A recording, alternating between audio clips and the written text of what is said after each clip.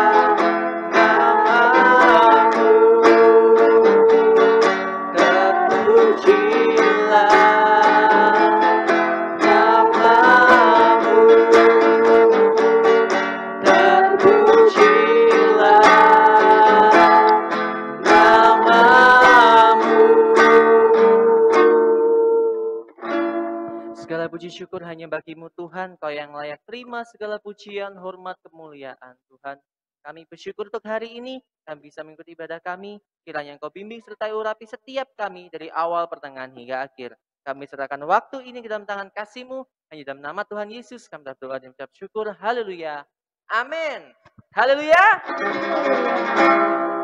Ku masuki gerbangnya dengan hati bersyukur.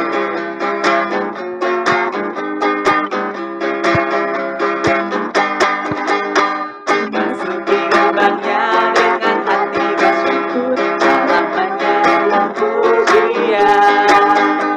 Aku hari ini harinya ku bersuka sebab Dia kirangkanku. Ku masuki gerbangnya.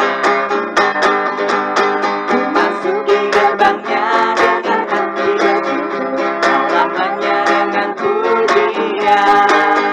Kataku hari ini harinya Dia girangkanku, Dia girangkanku, Dia girangkanku, oh Dia girangkanku.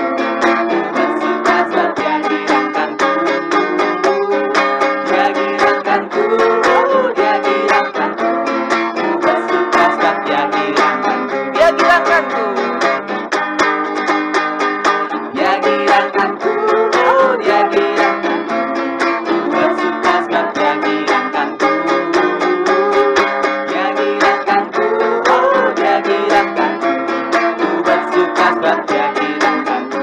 Sebab Tuhan baik, sebab Tuhan baik, sebab Tuhan baik, sebab Tuhan baik, anugerahnya kekal selamanya.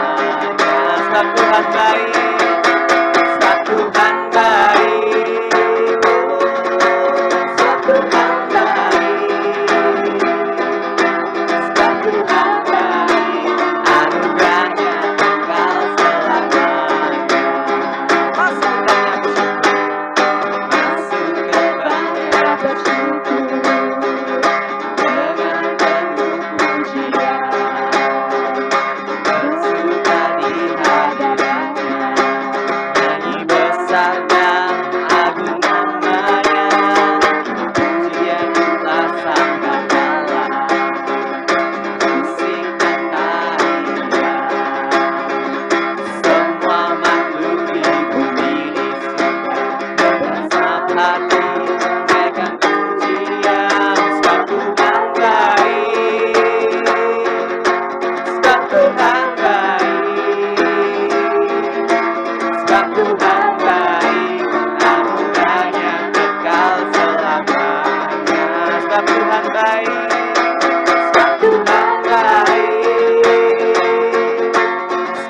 Tuhan baik,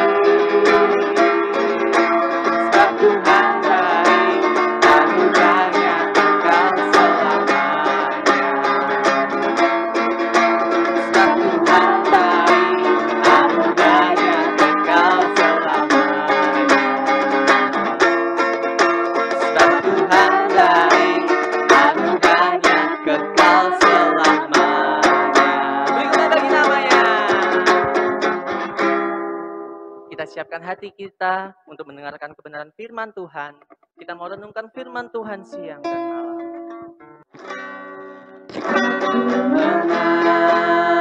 Mengasihi Engkau, Yesus, dengan segenap hatiku. Aku mengasihi Engkau, Yesus, dengan segenap jiwaku. Ku renungkan firman-Mu, ku renungkan firman-Mu, siang dan malam. Ku pegang perintah-Mu dan ku lakukan. Engkau tahu ya Tuhan, tujuan hidupku hanyalah untuk menyenangkan. Renungkan firman-Mu, siang dan malam. Ku pegang perintah-Mu dan ku lakukan. Engkau tahu ya Tuhan, tujuan hidupku hanyalah untuk menyenangkan hati-Mu.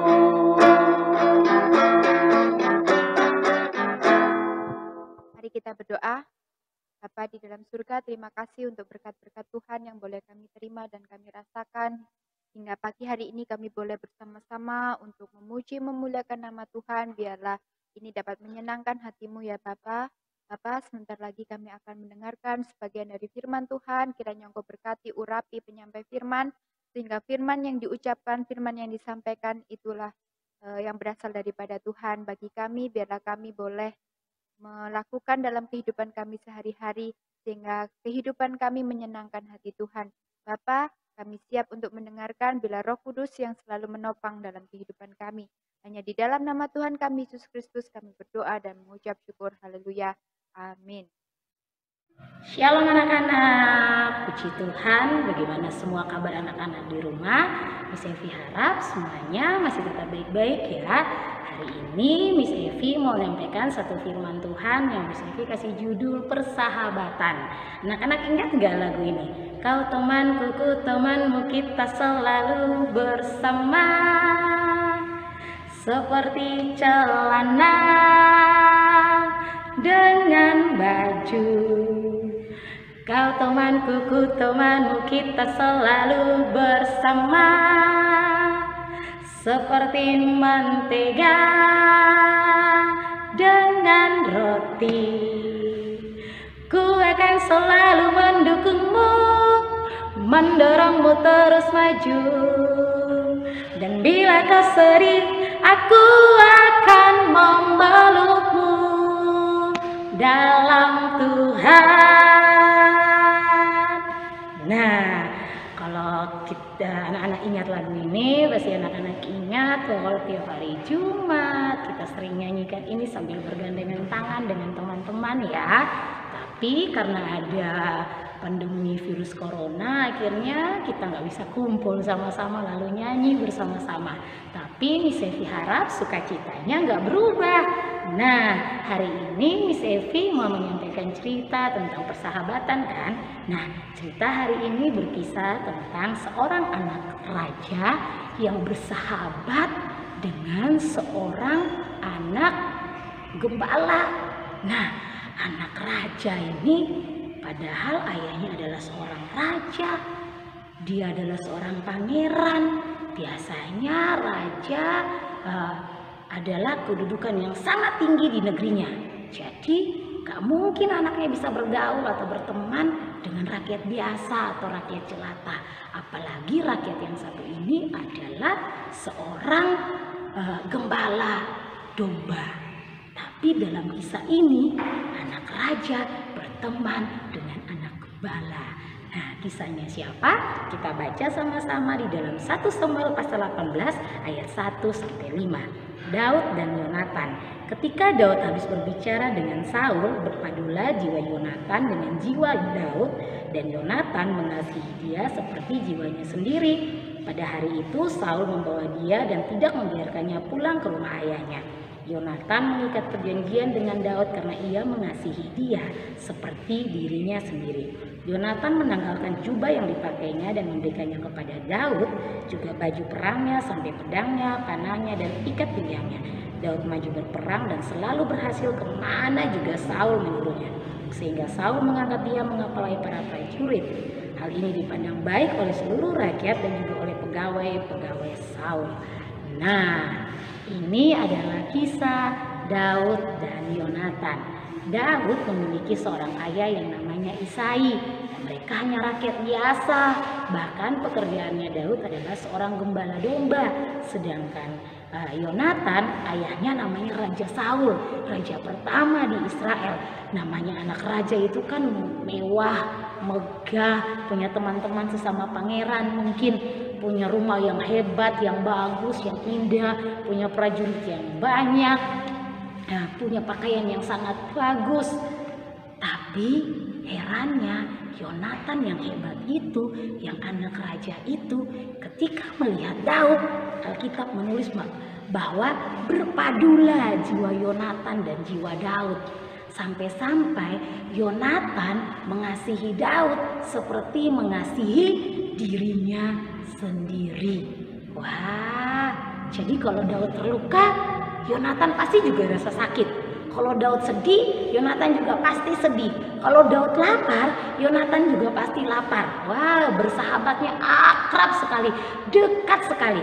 Tadi juga kita sudah baca sampai-sampai Yonatan kasih hal-hal yang dia punya kepada Daud, yaitu dia kasih pakaiannya, lalu baju perangnya, pedangnya, panahnya, dan ikat pinggangnya. Saking dia begitu menyukai Daud.